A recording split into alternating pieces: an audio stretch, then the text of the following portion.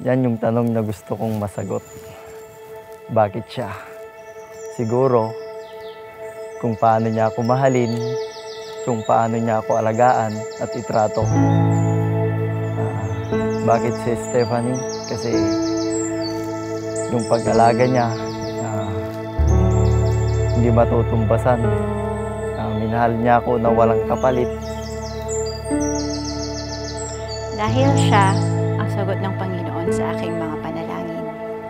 Siya ang pinigay ng Diyos na nag-aalaga sa akin, nag-uunawa sa akin kapag ako'y tinutopak, at nagsusuyo sa akin.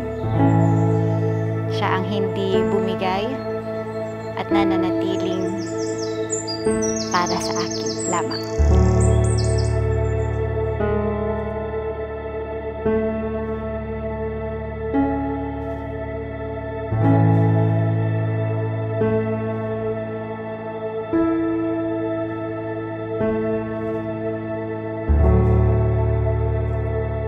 Hello.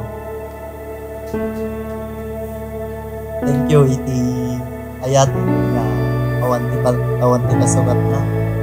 Yaman nagtinapos ta sila tinig na naging partner ko. Love, naligtat ng aldaw, naligtat sangwanan ti Diyos, sangwanan ti pamilya, sangwanan ti pamilya. Ang faithful ka niya. Ikarikmet lang nga, yaman ti dumdang nga problema, kawan iti ito nga makasina. Jo, alam mo na I will love you unconditionally and that I will always choose to stay and that I will choose you every day. I love you.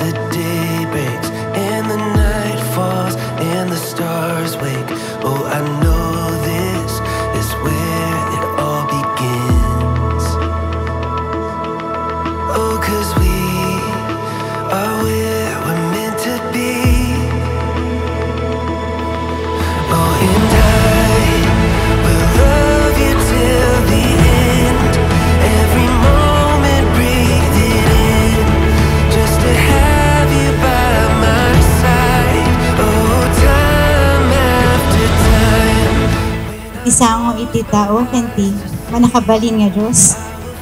Ikarik, babaon mo't lang ititulong ni Apo. Nga ayatin ka, pagserbian ka, aywanan ka, kanti maging pamilyata pa.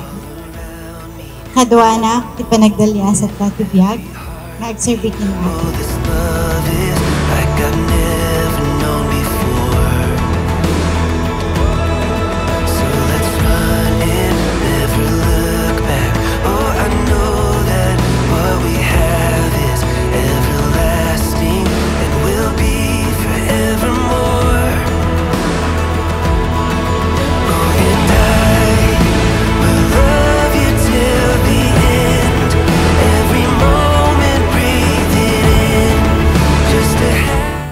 Madiga nga ibati, iyan ka tinaldawal-law. Mula ka sa naman iti kagulo.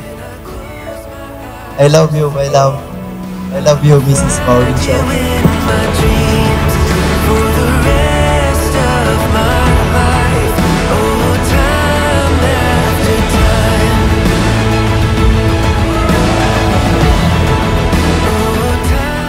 Love, I will be here for you.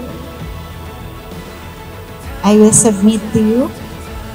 I will pray with you, pray for you, and faithfully stay with you. I love you unconditionally.